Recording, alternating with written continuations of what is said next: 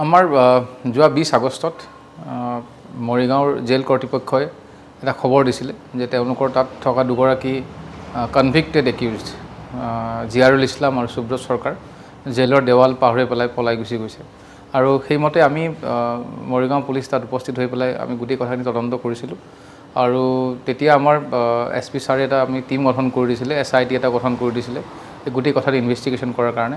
আৰু যোৱা আমাৰ এই গোটেই টিমটোৱে যোৱা 4-5 দিনত বিভিন্ন তথ্য পাতি সংগ্ৰহ কৰি বিভিন্ন আমি টেকনিকেল এনালাইচিছ কৰি পেলাই এই জিয়াৰুল আৰু সুব্ৰত চৰকাৰক আজি আমি সন্ধিয়া ধৰিবলৈ সক্ষম হৈছোঁ।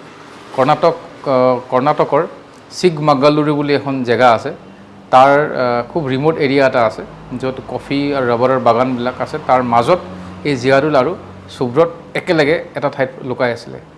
ইয়াৰ 2 দিন আগত তেওঁলোক আছিলে হায়দৰাবাদত আছিলে।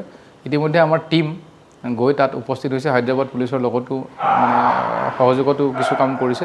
আৰু আজি অৱশেষত কৰ্ণাটক পুলিচৰ টীমৰ সৈতে জইণ্টলি অপাৰেশ্যন কৰি পেলাই আমি তাত এই 2গৰাকীক ধৰিবলৈ সক্ষম হ'লোঁ।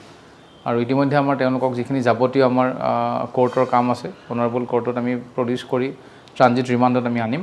আৰু এজ পাৰ ল আমি এই 2জনৰ ওপৰত আমাৰ একশ্যন ল'ম।